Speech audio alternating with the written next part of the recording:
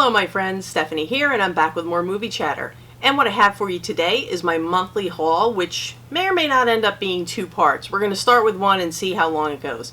But before we get into the haul, I just wanted to update you, do a little channel update, a little news update.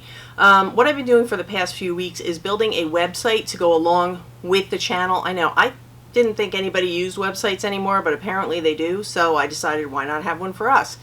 And what I'm going to do over there is I will do more in-depth reviews on some of the movies that I show you, as far as picture quality, audio quality, special features that come with it, packaging, unboxing pictures, things like that, so that it gets a little more in-depth than what I can do in a 15 or 20 minute video presentation. So you'll be able to go over there and see my thoughts on different movies. I'll make them spoiler free. If there's going to be any spoilers, I'll make sure I have it up in the heading, but I don't usually do spoilers because that's not the point of a movie review. Anyway, so you'll be able to see that. Also, I get a lot of news information from different studios about upcoming new releases, things like that. So anything I get from the studios, I'll have a section for movie news, and I will put that there. I also have collection pictures, things like that. So I have this, the actual site is built, and what I'm doing now is I'm just filling it up with content so that there's something for you to look at when you actually go there. When that is done, I'm going to put the link in the video description, probably within the next week or so, but I'll definitely let you know when it's there. But yeah, I'm almost done with getting to the point where it's just ready to be filled with content. And also, the other thing that I'm going to put in the video description, and these things will be there from now on unless they take the products away. These questions keep coming up from time to time in the video, and after the room tour video, which thank you so much for your positive response on the video. I'm so glad you guys enjoyed it, and I really appreciate anybody who watched, commented, whatever. Really appreciated it because it got a really good responses. So I'm glad you guys were happy with that. But I kept getting the same questions, and these are pretty common questions that people tend to ask. First, about the bags for the steelbooks.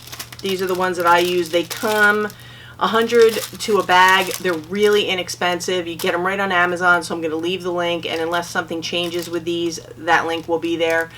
This is a really inexpensive way to go. You can reseal the bag several times before you have to change it. So those are good. I've had no problems with them. And there's also another option that I don't use as much because it's more expensive. It's these Malco protectors, and they're like a plastic box. You just they come flat. You form it into a box. It has a top closure and a bottom closure, so the steelbook does not come out.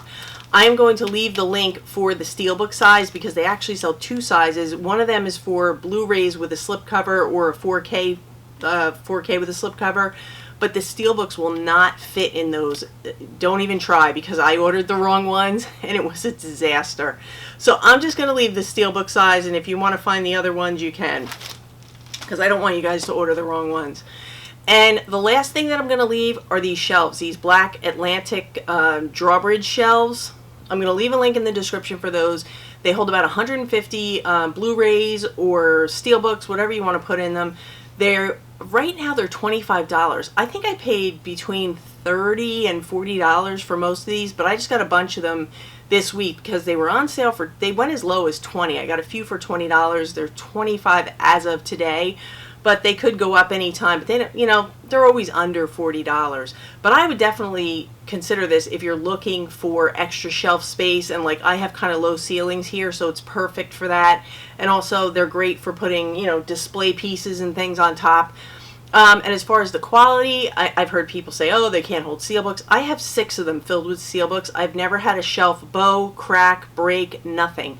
And just as a side note, each one comes with 2 extra shelves, so if you had a weird unit and something happened, you have 2 extra shelves. But you can't beat it for the money. And, you know, physical media people, we're always looking for more storage, and the dimensions are like 36 by 19 across, and they're, I think, 7 inches deep, something like that.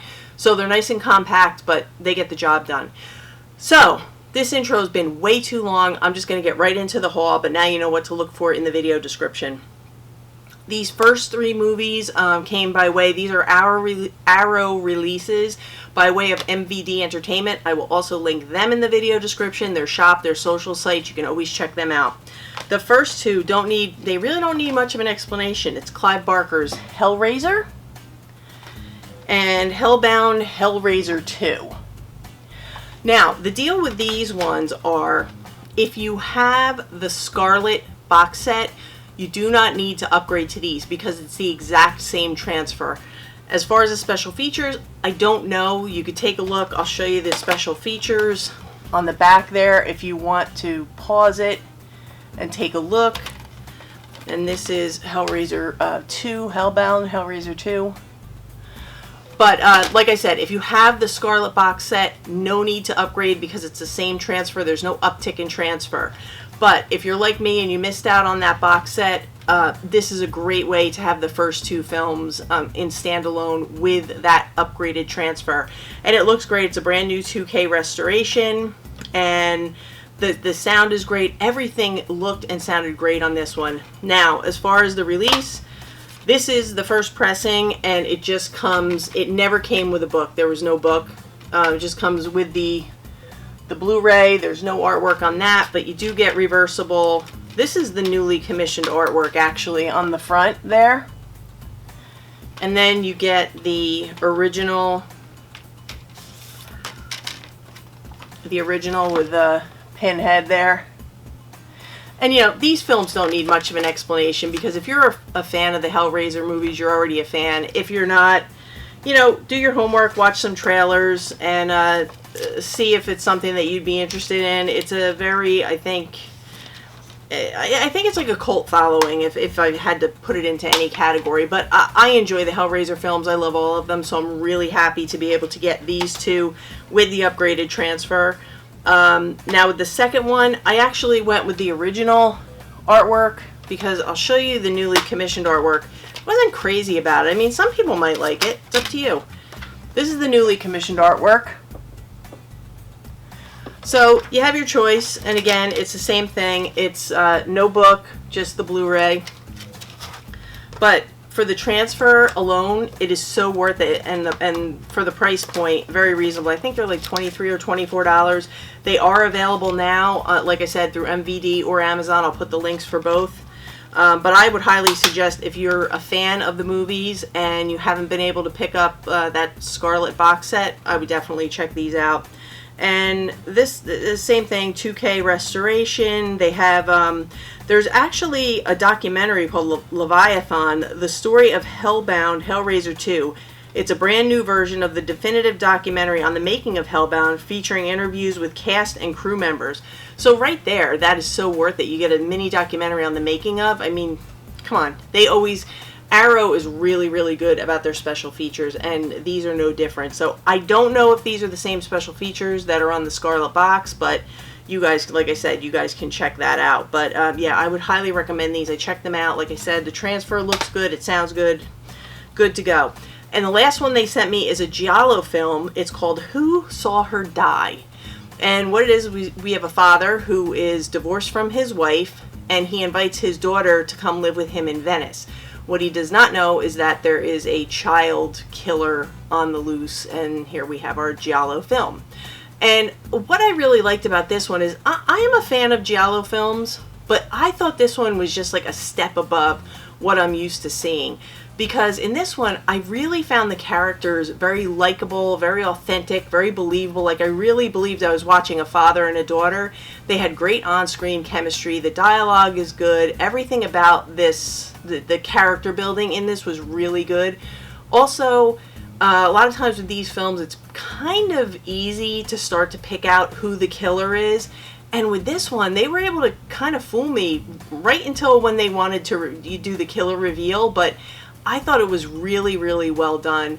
And like I said, I felt myself really invested in the characters, so that kind of draws you into the film more when they're more believable than just, you know, two people thrown up on a screen together. Really, really good. Great chemistry throughout. The score on this is fantastic. The transfer looked great. The sound was great. So I would say if you're a fan of giallo films and you haven't seen Who Saw Her Die, I would say definitely check it out. It's definitely worth a watch. It is one of the better giallo films that I have seen, and this edition is fantastic. It has a brand new 2K restoration of the full-length Italian version film from the original 35 millimeter negative. So whenever they're working with film, those upticks in transfers, they always come out a lot cleaner. But they have a bunch of special features. They have audio commentary by author and critic Troy Howarth. I Saw Her Die, a new video interview with the director. They have Nicoletta, Child of Darkness, a new video interview with actress Nicoletta Elmi. Once Upon a Time in Venice, a new video interview with the co-writer. So, I mean, the special features just go on and on like any Arrow release. Now, unlike the Hellraisers, this one is not a bare bones release. This one, aside from all the extras, it comes with a nice 35-page essay book with essays and stills from the movie. And here's a really sweet picture of the guy who plays the father and the little actress who plays the daughter. And like I said, very believable, great on-screen chemistry. It also comes with disc art, so you can see that. And it comes with reversible artwork. So you have, I believe this was the original, and then you have the newly commissioned artwork. But yeah, if you're a fan of even if you're not a fan of giallos, I think pretty much anybody who likes like the whodunit or the old school type of psychological thriller slasher type of film, I think will enjoy this. So all these three will be linked in the description, along with MVD, their social links, their shop, and go check them out because they're definitely worth it. They have some great things in their store. So thank you to MVD for sending these over for my reviews, and I really appreciate it. So what I'm going to do is I am going to grab some Blu-rays, and I think some Criterions we'll start with today, and I will be right back. Okay guys, I'm back and I'm feeling wild today, so I thought I would start out with the Blu-rays and the Criterions. I know I usually start out with the 4Ks, but I actually really like this stack of Blu-rays this month, so I want to talk about some of these films. And the first one I'm going to talk about stars Jamie Bell, and it is called Skin. Now, I know it comes in a funny looking case, and there is a reason for that. I'm going to change the case, by the way. This is an A24 film, and it's an MOD. It's made on demand. So the Blu-ray disc is made on demand because they did not have a Blu-ray release for it. So when you order it, they make it. But anyway, originally this was released as a 20-minute short film because it's based on true events, and it was released as a 20-minute short. And it was met with such high praise and so many award nominations. I don't know what awards it won, if any, but there were a lot of nominations, and what they did is they released it as a full-length feature film, which is what this is. This is a 2-hour film. So if you look at the reviews on Amazon, a lot of them say, oh, you know, I loved it, but it was only 20 minutes.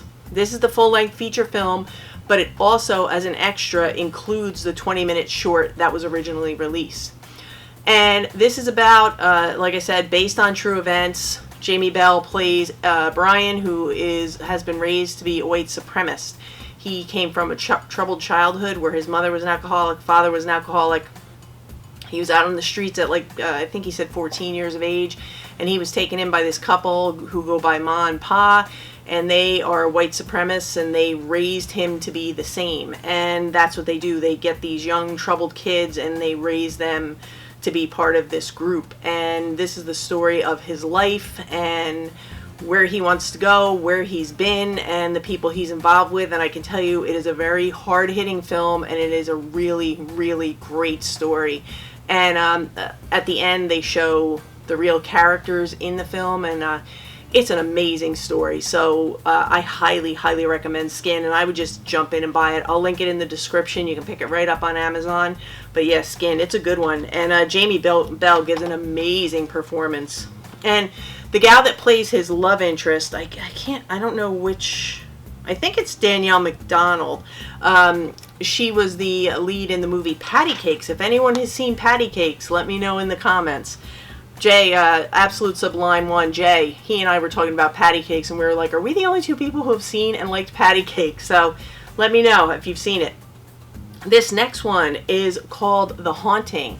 And the reason I picked this one up is because this is the movie adaptation of the book The Haunting of Hill House, which is now also a Netflix series.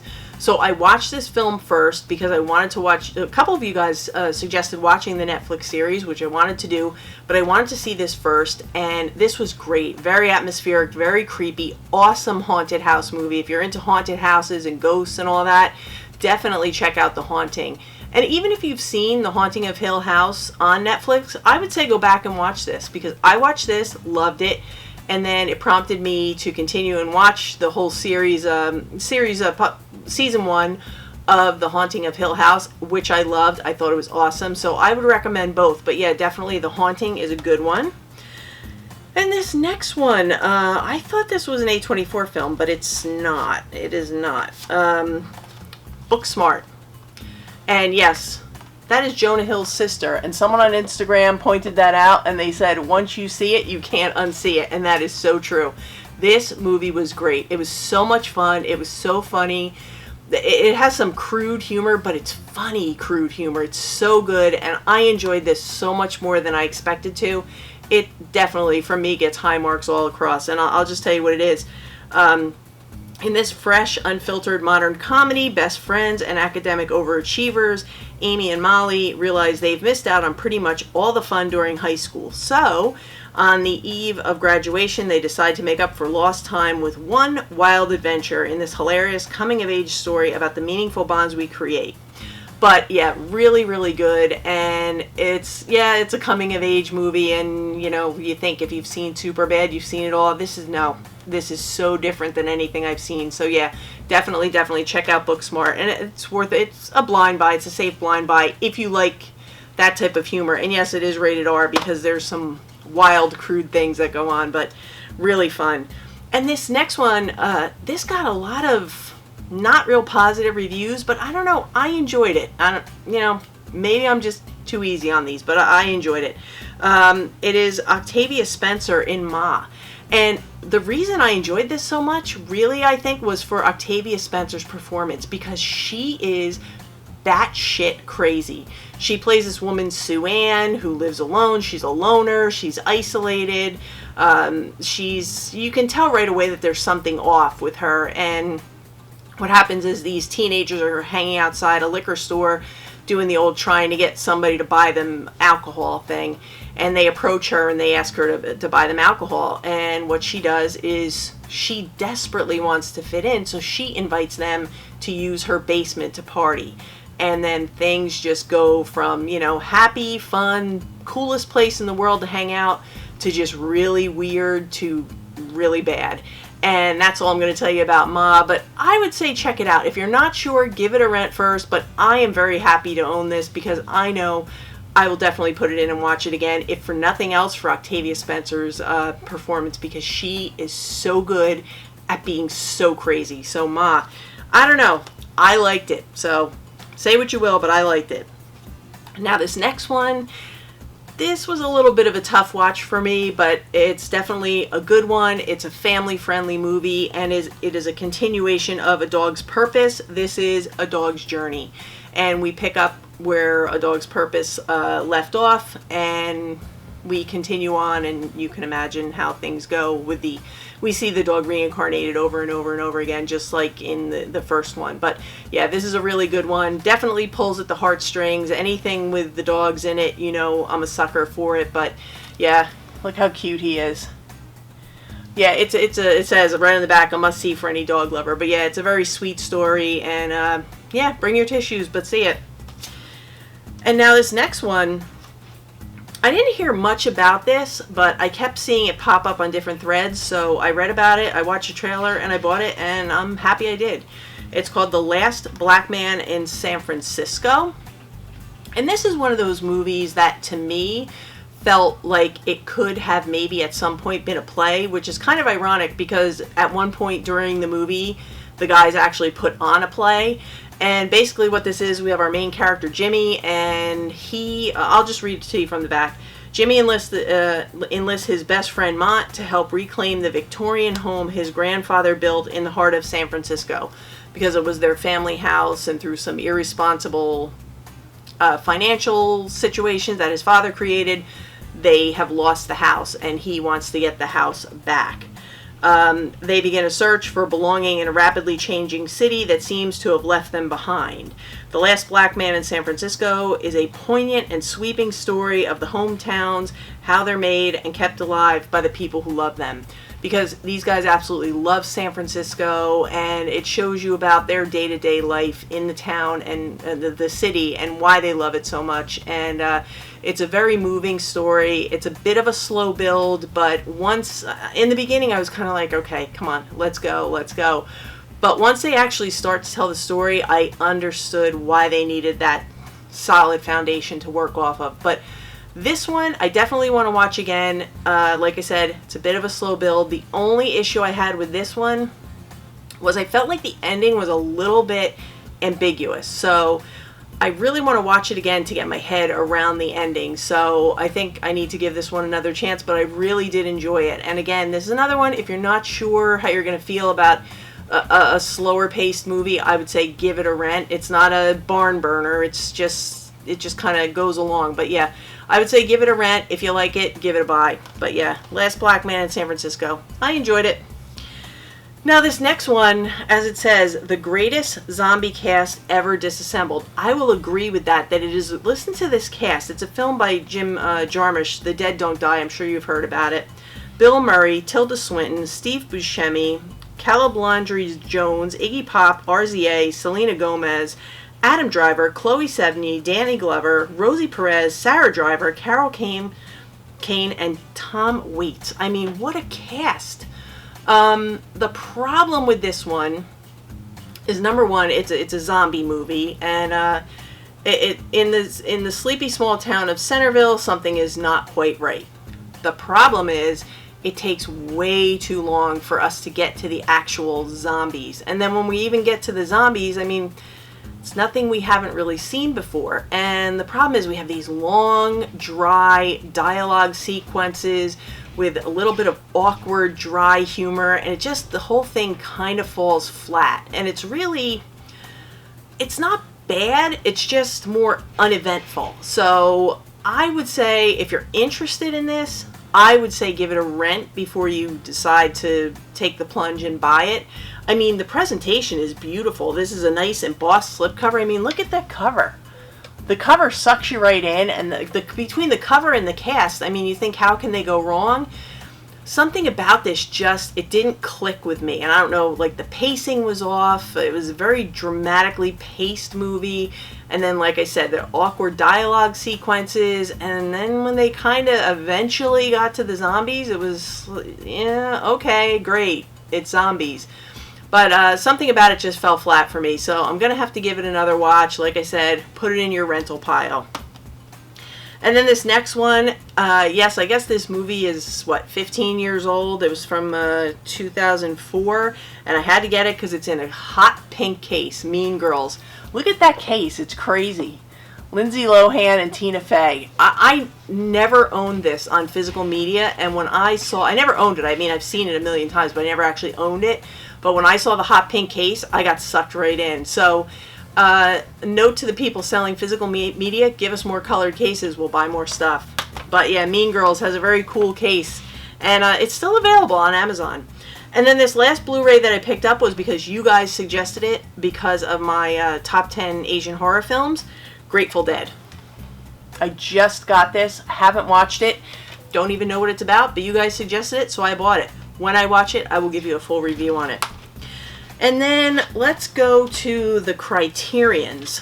And shout out to my friend Turi over at T-Money86, because he recommended this one, and I always enjoy his channel. He has some great hauls. He's got a fantastic movie collection. He has great movie knowledge. He really knows his stuff when it comes to movies. And he picked this one out from the Criterion collection. I'd not even heard of it. It is spine number 19. It is called Shock Corridor. And that's the cover. And it comes from 1963. It's 101 minutes, black and white, in color and in English. And basically what it is we have a gentleman who is a reporter, and he's going for a Pulitzer Prize, and he decides to do so by investigating a murder. And he thinks the best way to investigate the murder is to sign himself into this mental hospital, where he kind of starts to come undone. And it says that he's kind of looking for his salvation in his stripper girlfriend. And basically what it says to is, it wraps it up by saying, with its startling commentary on racism and other hot-button issues of the 60s America and its daring photography by Stanley Cortez, Shock Corridor has had far-reaching influence. So I'm sure this makes a lot of social statements, and I love anything from the 60s, so I'm really looking forward to checking this one out and giving you guys a full and proper review on it. But here is the back if you want to freeze it for the special features. They're down there on the bottom. And then on the inside, it comes with a really cool looking essay book and some really nice artwork on the disc. So it looks to be a really nice release from Criterion. As, I mean, most Criterion releases are really nice, but this looks like a really a good one. So check that one out, and check out Turi. The next one, this one was just recommended to me this week from my friend Jay over at Absolute Sublime One. You guys have heard me talk about him before. He'll always be linked in the description. This is a new release. It is Spine number 994, Local Hero. And I know the new releases that just have been coming in, a lot of them are comedy themed. So this one is from 1983. It's 111 minutes, color and in English. And this one stars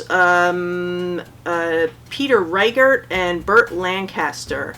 And Mac, played by Peter Reichert, is dispatched by his crackpot boss, Burt Lancaster, to a remote seaside village in Scotland with orders to buy out the town and develop the region for an oil refinery. He works for an oil company run by Burt Lancaster. But as business mixes with pleasure, Mac finds himself enchanted by both the picturesque community and its oddball citizens, and Texas starts to feel awfully far away. So you can see he has this personal conflict going on, and it says is packed with a near non-stop stream of droll one-liners and deadpan gags. This enchanting cult hit finds Forsyth surveying the idiosyncrasies of small-town life with the satirical verve of latter-day Preston Sturgis.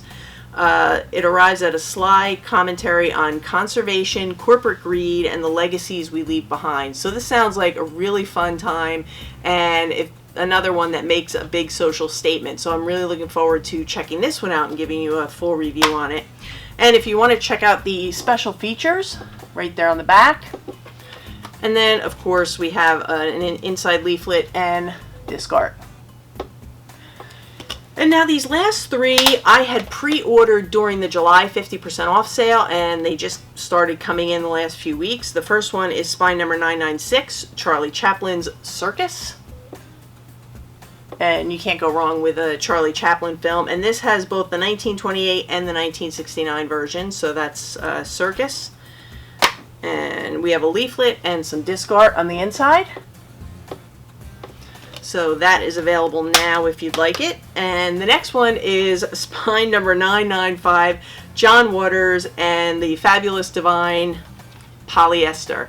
And Divine plays Francine, who has a philandering pornographer as a husband, a parasitic mother, a pair of delinquent children, which causes Francine to turn to the bottle as her life falls apart. So just imagine Divine as a down-and-out drunken housewife, and that seems to be what Polyester is about. But I am really looking forward to this one as well. And did I show you? I don't know if I showed you the cover, but it's there. And then on the inside we have a little card there. It comes with a poster and disc art. So that's Polyester, and like I said, all these are available now. And this last one, I actually saw this in college, but I need a refresh. I need to revisit it because I don't remember enough of it to really speak about it. But I do remember really, really enjoying it. It is Spine number 993, the Cloud-Capped Star. And basically what this is, brief synopsis from what I remember and what I read on the back, takes place in India, and it is about a woman who is forced to take care of her family because of different circumstances, and it's really about the swapping gender roles in a traditional Indian household and how it affects everybody, and in particular our main character. So it's from 1960, it's 127 minutes, black and white, and it is in Bengali with English subtitles. But yeah, because over like in India and things like that, they're very strict about who does what and who takes care of the home and who takes care of the household and who provides for the family. So when you start to have these role reversals, it's a big deal. So I'm sure this is making quite a social statement. Seems to be all these films from this lot are about the social statements that they're making. But this one, I do remember this one being a good one. There's your special features. If you want to pause that, and then of course we have a leaflet and just a little bit of simple disc art. So those are my Criterion pickups and my Blu-ray pickups for this month. But this video ran a little longer than I wanted it to, so what I'm going to do is I will publish this video, and then in a day or so I will publish part 2, which will be the 4Ks, Scream Factories, and some other things I picked up. But I want to thank you guys as always for watching. You know I appreciate it. If you enjoyed this video, please give me a thumbs up, leave some comments, recommendations, suggestions. Hit the subscribe button and the bell notification so you'll know when I upload my content. And again, I want to thank you guys for being here. You know I appreciate all the support and all the love that you show me and the channel. So I am going to call it for today because of course I need to eat and my dogs are outside barking. So I'm going to get out of here, and for now, that's a wrap.